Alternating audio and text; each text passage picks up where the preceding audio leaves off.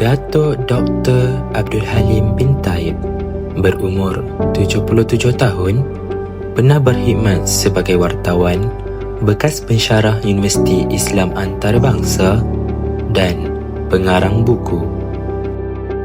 Nama saya Abdul Halim bin Taib. Saya asal dari kampung Kulong, Mukim Meja, Jitra, Kedah. Umur saya 77 tahun. Saya berasal dari sekolah Melayu Binjai. Ketika itu dia tak panggil sekolah kebangsaan, sekolah Melayu Binjai yang tak jauh dari sini lah. Jadi pengalaman belajar zaman dulu jauh berbeza dari sekarang. Jadi dulu biasanya kalau saya dah pergi sekolah, dia pakaian kita ni tidak bawa penting sangat. Kalau hari hujan semua kita ada satu pakaian saja. Dan kalau pakai kasut pun kadang-kadang kalau kasut jalan dulu dia tidak ada tar, ya, jalan lumpur, dia tanah merah. Jadi kalau hari itu hujan, esok kita tak pakai kasut, ya, kasut tu dah basah habis dah. Jadi dia mengambil masa seminggu kita bersih baru dia nak kering. Jadi hari berikutnya semua orang pakai jalan kaki lah, sebab tak semua orang yang ada banyak kasut. Dia mungkin satu atau dua kasut saja. Jadi kalau hari hujan dah basah habis, dah tak pakai besok, dia kena kering 2-3 hari dia boleh. Tentang pelajaran pula, saya ingat dulu gurunya agak garang lah banding dengan sekarang. Jadi dia macam sekarang ni saya guru disiplin, ya, yang boleh merotan murid dan sebagainya. Dulu kalau guru biasa pun, kalau dia yang jenis panabaran semua, dia akan tampar begitu ya. Kalau dah rotan dia bantai saja. Jadi kadang-kadang ibu bapa ada yang marah, ada tak marah lah. Tapi itu zaman itu orang, saya ingat Kementerian Pendidikan pun dia tidak ada undang-undang yang ketat macam sekarang lah. Sekarang dia, saya ingat guru besar dengan guru disiplin saja yang boleh merotan.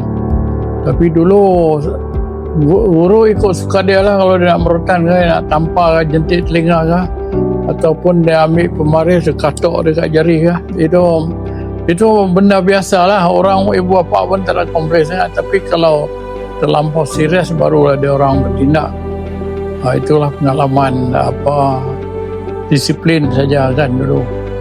Saya ingat itu sesuatu yang baik lah, sebab benda tu cepat. Boleh STS semua dapat maklumat lebih cepat. Cikgu pun dapat periksa dengan cepat. Dulu dia kena periksa satu atas paper kan. Tetapi masalah gadget semua ni dia ada dia punya weaknesses, kelemahan. Sekali dia jam, dia off everything, tak boleh nak dapat guideline mana-mana. Dulu dalam kertas kita boleh semak balik. Ini tengah-tengah kita buat kerja, tiba-tiba dia blackout ke, dia komputer rosak ke, kalau kita tak sempat save, habis hilang. Jadi antara keburukannya lah. Kebaikan dia dari segi untuk membantu kita belajar, dia lebih baik lah. Pelajar zaman sekarang saya ingat dia lebih mencabar lah, sebab dia terpaksa buat assignment pun dia nak cepat semua kan. Dulu assignment tak banyak. Saya ingat dulu dia kerja di rumah tak banyak macam sekarang. Sekarang kerja rumah saya pagi esok pun tak habis. Dulu dia bagi sikit je kerja di rumah. Macam matematik dia bagi, lepas tu bacaan dia suruh dalam tajuk buku tu, cerita kadang-kadang dia suruh kesimpulan ataupun apa panduan ajaran yang kita dapat daripada buku tu.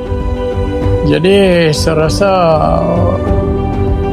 pendidikan ni penting kepada semua lah, terutama generasi muda lah, sebab mereka ini akan menjadi pemimpin pada waktu masa depan.